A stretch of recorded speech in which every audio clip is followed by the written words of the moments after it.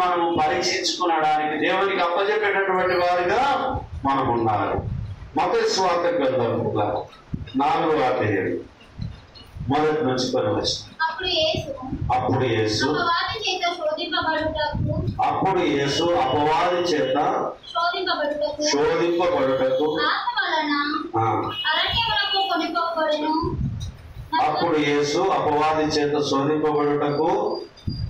వలన అరణ్యమునకు కొనుక్కోబడెను. 40 దినములు 40 రాత్రులు ఉపవాసముండిన పిమ్మట ఆయన ఆకలి కొనగా ఆ శోధకుడు ఆయన యొద్దకు వచ్చి, నీవు దేవుని కుమారుడవైతే ఈ రాళ్ళు రొట్టెలాగునట్లు ఆజ్ఞాపించుమనెను. అందుకు ఆయన, మనుష్యుడు రొట్టె వల్ల మాత్రమే కాదు గాని దేవుని నోటి నుండి వచ్చి ప్రతి మాట వలన జీవించునని రాయబడి ఉన్నదని అనేను. యేసు ప్రభు వారిని కూడా శోధించింది అపవాది మగవాడ ఆడాయన మగాయన. Very good. అపవాది మగాడే. చాలా మంది ఏమనుకుంటారు, అపవాది నన్ను శోధిస్తుంది అని అంటారు. అపవాదికుడు,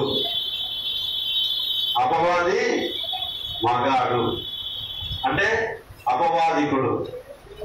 వాని యందు సత్యం ఉండదు అని చెప్పింది దేవుని వాక్యం.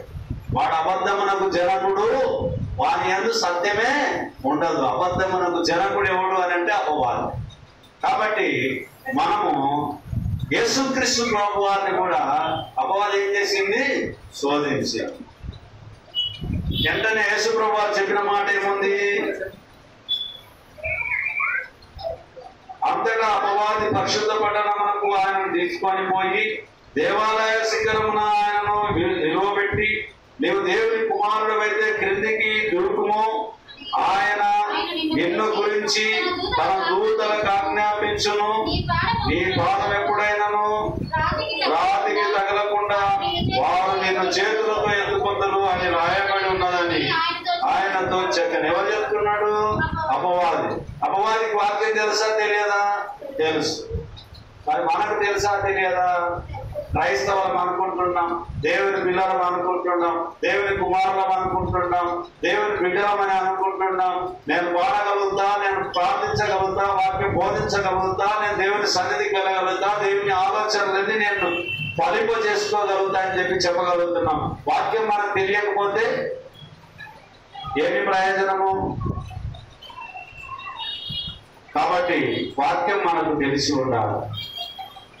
ఎవరిని కూడా శోధింపకుండా విడవలేదనేటటువంటిది జ్ఞాపకం ఉంచుకోవాలి. కొంతమందిని శోధించినటువంటి విషయాలను నేటి దినాన మనం జ్ఞాపకం చేసుకుంటున్నాం. అందులో వారు గెలిచిన విధానం మనం జ్ఞాపకం చేసుకుంటున్నాం. 78వ కీర్తన 18వ చరణం. 78వ కీర్తన 18వ చరణం. వారు తమ ఆశ కొలది ఆహారం నడుగుచు తమ హృదయములలో దేవుని ఏం చేశారు? ఆహారం కొరకు శోధించారు. ఇశ్రాయేలు ప్రజలు ఏం చేశారు? దేవుని ఆహారం కొరకు శోధించారు. అలాగనే కీర్తన 113-14 ఇక్కడ ఎంతనే మర్చిపోయేది. ఇక్కడ అయినను వారు ఆయన కార్యములను ఏం చేశారంట? వెంటనే 2 వచనాలు 13-14 ఆయన ఆలోచనల కొరకు కనిపెట్టక పోయి అరణ్యంలో వారు బహుగా ఆశించిరి, ఎడారిలో దేవుని మాకు బీరకాయలు లేవా, సొరకాయలు లేవా, మమ్మల్ని చంపనీకి ఇక్కడ తీసుకొని వచ్చినావా అని చెప్పి ఆలోచన చేయడానికి వాళ్ళ ఉద్దేశాలు కలిగి ఉన్నారు.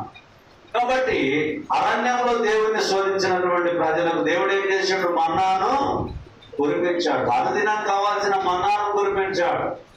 కురిపించి తినటంత సామర్థ్యం నువ్వు సర్దికూడు లాగా పెట్టుకోకు, ఎప్పటికప్పుడు నువ్వు తినమని చెప్పి దేవుని వాక్యం సెలవిచ్చి, మళ్ళా దాన్ని దాచిపెట్టుకుంటే పాడైపోతుందని దేవుడు సెలవిచ్చాడు. కాబట్టి మన్నాను కురిపించినావు, బండ నుండి నిలిచినావు, యెహోవా ఈరే చూచుకొనును, యెహోవా ఈరే చూచుకొనును, సర్వము సమకూర్చును. ఆరాధనా నీకే, ఆరాధనా నీకే, ఆరాధనా స్తుతి ఆరాధన, ఆరాధనా నీకే, ఆరాధనా నీకే. ఆయన అడవిలో ఉన్నప్పటికీ కూడా నిన్ను నన్ను మనల్ని విడువలేదనేటటువంటిది జ్ఞాపకం ఉంచుకోవాలి ప్రియులారా, విడువలేదనేటటువంటిది జ్ఞాపకం ఉంచుకోవాలి. ఇలాప వాక్యము 3వ అధ్యాయము 40వ వచనము 41వ వచనాన్ని చూద్దాము.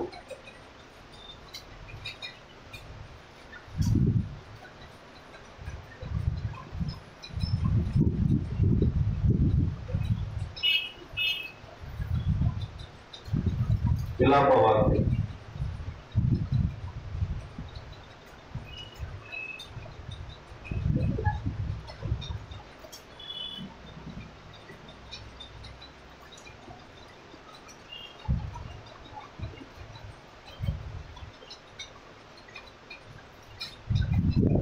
ఇక్కడ మన హృదయాలను ఎత్తుకునుట గురించి, ఆకాశం వైపు ఎత్తుట గురించి దేవుని వాక్యం మనకు విలాప వాక్యంలో మనకు తెలియపరుస్తూ ఉన్నది.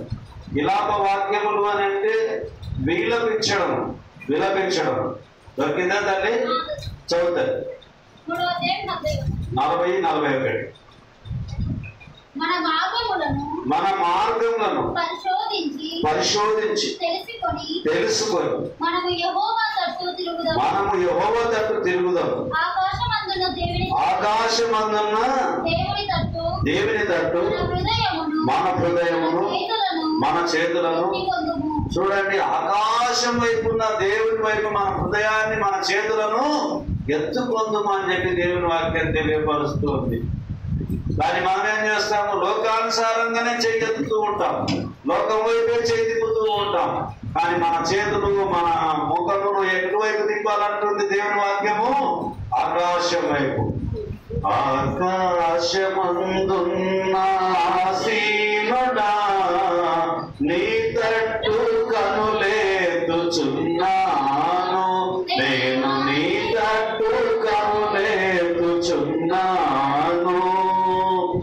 కరుణించుమా యేసు కాపాడుమా, కరుణించుమా యేసు కాపాడుమా, నీ తట్టు కనులేదుచున్నాము, నేను నీ తట్టు కనులేదుచున్నాము. కొరింథీయులకు రాసిన 2వ కొరింథీ పత్రిక 12వ అధ్యాయము 11 నుంచి 13 వరకు చూద్దాం. నేను అవివేకినైతిని, మీరే నన్ను బలవంతము చేసితిరి. నేను మీ చేత మెప్పు పొందవలసిన వాడను, నేను ఏ మాత్రపు వాడకను కాకపోయినను శ్రేయస్సులై ఈ అపోస్తలుల కంటే నేను ఏ విషయంలోనూ తక్కువడను కాను. సూచక క్రియలను అద్భుతములను మహత్కార్యములను చేయటం వలన అపోస్తలుల యొక్క చిహ్నములు పూర్ణమైన ఓర్మితో మీ మధ్యను నిజంగా కనపరచబడిను. నేను మీకు భారముగా ఉండకపోతున్నాను విషయములలో తప్ప మరి ఏ విషయంలోనూ మీరితర సంఘముల కంటే తక్కువవారైతే నేను చేసిన ఈ అన్యాయమును క్షమించుడి. చూడండి ప్రియమైనటువంటి వాళ్ళ తగ్గింపు స్వభావం. పౌలు గారు ఏం చేస్తున్నారు? తగ్గించుకొని ఆలోచన చేస్తూ ఉంటున్నారు. మనమైతే మన జీవితంలో మనం ఏం చేస్తాము? హెచ్చించుకుంటాం. 13వ అధ్యాయాన్ని చూద్దాం ప్రియులారా, మొదటి నుంచి చూద్దాం. 13వ అధ్యాయం. ఈ మూడవసారి నేను మీ యొద్దకు వచ్చుచున్నాను. ఇద్దరు ముగ్గురు సాక్షుల నోట ప్రతి మాటయు స్థిరపరచబడవలెను. నేను మునుపు చెప్పి తిని నేనిప్పుడు మీ యొద్ద లేకున్నాను, రెండవసారి మీ యొద్ద ఉన్నట్టుగానే మునుపటి నుండి పాపము చేయుచుండిన వారిని మిగిలిన వారికి అందరికీ ముందుగా తెలియజేయనదేమనగా, నేను తిరిగి వచ్చిన ఎడల కనికరము చూపను, క్రీస్తు నా యందు పలుకుచున్నాడని రుజువు కోరుచున్నారా? ఆయన మీ ఎడల బలహీనుడు కాడు గాని మీ యందు శక్తిమంతుడై ఉన్నాడు. బలహీనతను బట్టి ఆయన శిలువ వేయబడను గాని దేవుని శక్తిని బట్టి జీవిస్తున్నాడు. మేమును ఆయన యందుండి బలహీనులమై ఉన్నాము గాని మీ ఎడల దేవుని శక్తిని బట్టి ఆయనతో కూడా జీవము గలవారము. మీరు విశ్వాసం గలవారై ఉన్నారో లేదో మిమ్మల్ని మీరే శోధించుకొని చూసుకొనుడి, మిమ్మల్ని మీరే పరీక్షించుకొనుడి. మీరు భ్రష్టులు కాని ఎడల యేసుక్రీస్తు మీలో ఉన్నాడని మిమ్మల్ని గురించి మీరే ఎరగరా? మేము భ్రష్టులము కామని మీరు తెలుసుకుందరని నిరీక్షించుతున్నాను. మీరు ఏ దుష్కార్యమైనను చేయకుండవలెనని దేవుని ప్రార్థించుచున్నాము.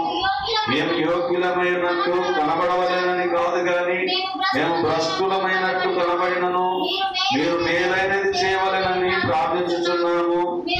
మేము సత్యమునకు విరోధముగా ఏమీ చేయము గాని సత్యము నిమిత్తమే సమస్తమును చేయించున్నాము.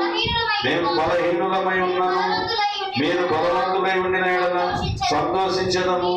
దీని నిమిత్తమే అనగా మీరు సంపూర్ణులు కావాలననియే ప్రార్థించుచున్నాము. కాబట్టి నేను మీ యొద్దకు వచ్చినప్పుడు పరద్రోయుటకు కాక మిమ్మును కట్టుటకే ప్రభు నాకు అనుగ్రహించిన అధికారము చొప్పున ఆకీనము కనపరచకుండానట్లు దూరంగా ఉండగానే ఈ